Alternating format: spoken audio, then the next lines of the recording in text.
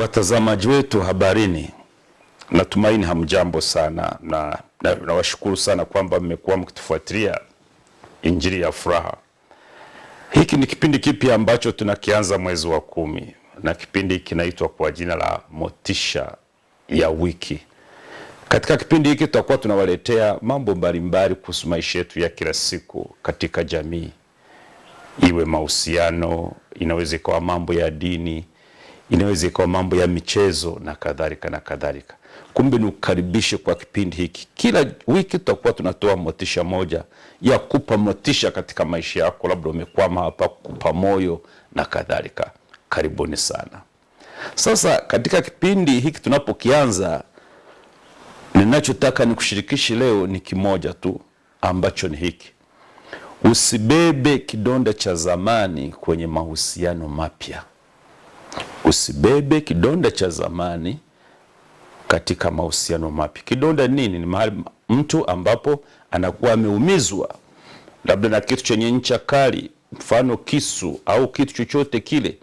Lakini hapa ninachoongelea si kidonda hicho, ni kidonda cha hisia. Unajua, katika maisha yetu tunapitia maumivu mengi. Mfano kuvunjika moyo, iwe katika urafiki, mtu nasalitiwa katika urafiki, na rafiki yako mmoja mzuri, mmeaminiana, anakusaliti au mnagombana. Iwe katika ndoa, mtu ana mke wake, ana mume wake, wamekaa pamoja miaka, lakini baadaye ndoa inavunjika, wengine wanapeana taraka, kila mmoja anaenda kuanza maisha mapya. Wengi wao wanaanza maisha mapya na vidonda, wameumizwa kihisia.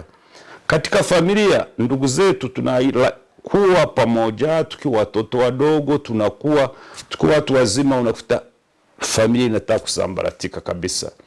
Na hasa kwa mfano wazazi wamekufa, sijui wameacha mali, wanagombania mali, au wanaanza kusema kwamba huyu sijui ni mchawi, sijui mama yangu ni mchawi, sijui shangazi yangu alinifanyia hivi.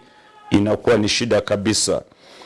Lakini vile vile hata katika mahusiano ya kikazi, kazini mlipo huko, unakuta watu wanaumizana kwa namna moja. Mtu amenifanya nisipande cheo, mtu amenifanya haki yangu asinipatie, mtu baada ya kupata haki labda kwenda safari fulani ambayo labda ina marupurupu fulani, mwenzangu ameenda, unaumizwa, inakuwa chuki. Na mtu nakuta huyu anaweza akahama kutoka shirika moja kwenda shirika jingine, anaenda na maumivu hayo. Anapofika kule, hali inakuwaje? Lazima uhusiano ya watu wa kula itakuwa mzuri kama atakuwa hajaponya hiki kidonda cha hisia kinachokuwa kimeanza. Kwa ninachotaka kusema ni hiki: moyo uliovunjika hauwezi kujenga mahusiano mapya yaliyo imara. Ndio maana nataka kuambia kwamba kwa vile yote hayo yanatupata, uwe padre, sisi katika upadre wetu tunaumizwa na watu, mapadre wenzetu, askofu vile vile, mfano watawa hivyo, watu walio katika ndoa, watoto katika familia, vijana walioko mashuleni, mavyuoni, kila mtu na kidonda chake cha hisia kwa namna moja au nyingine. Sasa changamoto ya kubeba vidonda vya zamani ni nini? Mtu aliyejeruhiwa anapoingia kwenye mahusiano mapya bila kupona, huanza na hofu na mashaka badala ya imani na matumaini. Mshawahi kukutana na dada mmoja akiwa chuo, alikuwa na mchumba wake, wameaminiana na wakaingia kwenye mahusiano, wakapata mtoto mmoja, alafu akawa mpaka wameenda kutambulishana kwa wazazi kwamba tutaoana. Walipomaliza chuo kikuu, kila mmoja akachukua 50 zake. Kimsingi alianza ni kijana, tupa yule binti, akakaa peke yake. Yule binti aliniambia kwamba hategemei kuolewa tena, na sasa hivi ni mtu mzima, hajaolewa. Akasema kile kidonda alichosababishwa na yule mchumba wake, hamwamini tena mwanamume yote yule ambaye atakuja kwenye maisha yake. Kwa hiyo naona yale kidonda cha mahusiano ya zamani amekileta kwenye maisha yake, bado kinaendelea kumtafuna. Kwa sasa maana yake bado ana hofu, bado ana mashaka. Kwa hiyo hata akianza maisha mapya na mtu mwingine au na watu wengine, bado hana imani, bado hana matumaini kama mambo yataenda vizuri. Na huyo mtu anayekuwa na maumivu ya kihisia anaweza kutumia maumivu ya jana kupima mahusiano ya leo, na hivyo kuumiza watu wapya wasiokuwa na hatia. Anajua mtu aliyenifanyia hivi kwenye kazi yangu niliyokuwa nayo kwenye kampuni fulani. Huyu bosi na mwenyewe naona anavyokuja nataka kunifanyia kama yule wa zamani. Kwa hiyo unatumia yaliyopata kwenye kazi yako ya jana, kazi yako iliyopita, unayaleta katika kazi yako mpya. Au ni mahusiano, mume wako au mke wako alivyokufanyia, labda uliyokuwa naye, unaingia mahusiano mapya, unaoa mke mwingine, labda mlipeana talaka, basi unasema hapana, huyu mwanamke anataka kunifanyia hivi. Unajaribu kulinganisha na yale mahusiano ya mke uliyokuwa naye kwanza. Au urafiki, umwamini mtu, asema kwa rafiki yangu alinidhulumu katika pesa, katika biashara zangu, na huyu siwezi nikamwamini. Kwa hiyo unaona ni hatari sana. Lakini vile vile hali hiyo sasa inajenga ukuta badala ya kujenga daraja. Buddha, ambaye ni mwanzilishi wa dini ya Buddhism, ya Kibudha ya nchi za Mashariki, anasema hivi kwa Kiingereza kwanza, holding on to anger is like drinking poison and expecting the other person to die. Au tafsiri yake kwa Kiswahili, kushikilia hasira, kushikilia yale maumivu ya zamani ni kama kunywa sumu na kisha unategemea mtu mwingine afe. Yani fikiria, wewe unakunywa sumu afu unategemea mtu mwingine ndiye afe. Ajabu, unaona?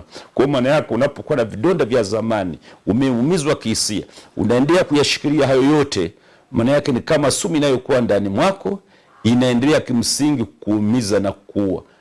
Wewe unasema nisifanye hivi, huyu anaweza kunifanya hivi, kumbe wewe ndio unazidi kuumia zaidi. Kwa lazima tusamee, tuanze maisha mapya. Tuguse kwenye Biblia, sisi sote ni Wakristo, au kama si Mkristo nayo tufuatilia. Kitabu cha Isaya sura ya 43 aya 18 mpaka ya 19 inasema hivi: msikumbuke mambo ya kwanza au ya zamani, wala msiyatafakari mambo ya zamani. Tazama, nitafanya jambo jipya. Msitafakari ya zamani. Isaya hapa alikuwa anawaambia watu waliokuwa utumwani, wametoka wengine sasa tayari. Anasema msifikirie mambo ya zamani, anza maisha mapya. Mimi Mungu nimewakomboa, achana ya zamani, anza maisha mapya. Kwa Mungu anatufundisha kuachilia yaliyopita ili tuwe huru kushuhudia mambo mapya.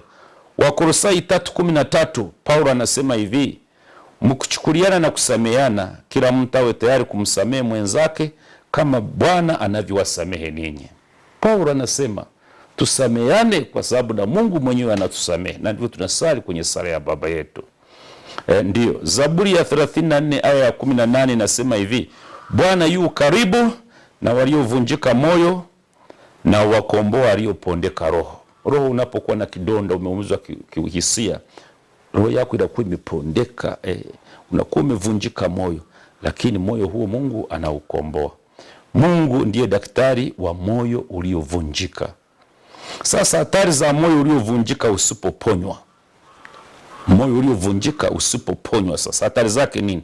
Kutoaminiana, nimeshasema hiyo. Kila mtu anaonekana kuwa na adui, unakuwa na wasiwasi, kukosa furaha kwa sababu kile kidonda cha zamani kinachafua hata baraka mpya katika maisha yako.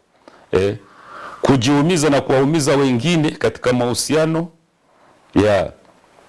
Ndio maana bwana mmoja anaitwa Anon aliwahi kusema hivi: if you carry the bricks from your past, you will build the same house again. Kwamba ukiendelea kubeba matofali ya maisha yako ya zamani, utajenga tena ile nyumba uliyokuwa umejenga huko nyuma. Unaona, lazima kwa yale matofali, kwa sababu ya nyumba yako ya zamani umeendelea kufanya ni kuyabeba. Kwa unapenda kujenga nyumba, sio utayatumia hayo. Kwa hiyo unaona mahusiano yalivyo kwenye mambo ya hisia. Sasa tufanye nini? Tumalizie na hili. Hii ni mada ndefu, mimi nakuletea tu dakika chache hizi kama motisha ya wiki, na naomba hapo chini kwenye comments pale, toa maswali yako, toa uzoefu wako, alafu tuzidi kushare, na hivyo itanisaidia hata mimi baadaye kusema mengi zaidi. Na kama una swali, najua wengi wetu tumeumizwa na kadhalika. Sasa hatua za uponyaji ili kuanza upya kiafya. Kubali kuwa umeumia, kwamba mke wangu aliniacha.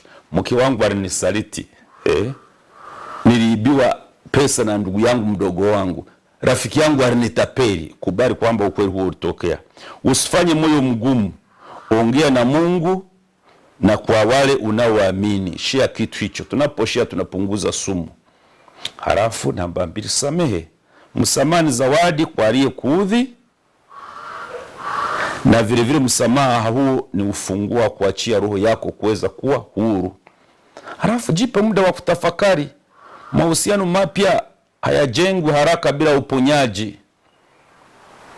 Mahusiano mapya hayajengwi haraka bila uponyaji. Mke wako amekuuza, amekusaliti, alafu naenda kutafuta mchepuko. Leo utakuchemshia maji, kwenda kuoga utakubeba mgongoni, maji ya kuoga utaweka sijui mdarasini na nini, yananukia vizuri, lakini kwa muda tu mzee.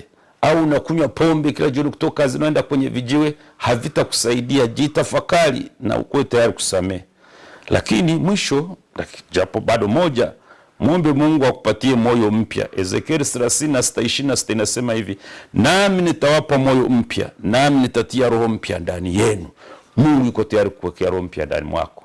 Na la 5, pengine la mwisho kwa leo, jenga upya kwa upendo na si kwa hofu. Umeanza mahusiano mapya, umeanza kazi mpya, mahusiano mapya, jenga kwa upendo na si kwa hofu. Ndugu yangu, moyo uliovunjika unaweza kuwa chanzo cha hekima na ukuaji kama tukijikabidhi kwa Mwenyezi Mungu. Lakini kama tutabeba vidonda vya jana, tutajiharibia baraka za leo. Yesu Kristo ametuita tupate uhuru wa ndani, msamaha na upya wa maisha. Joseph Campbell aliwahi kusema hivi, kuna wakati lazima uache maisha uliyoyapanga ili kuishi yale ambayo Mungu amekuandalia. Sala fupi ya kumalizia. Bwana, tunakuletea mioyo yetu iliyojeruhiwa. Tupe neema ya kusamehe, kuachilia yaliyopita na kutembea kwa furaha katika mahusiano mapya. Jalia mioyo yetu ipone kwa neema ya upendo wako. Amen.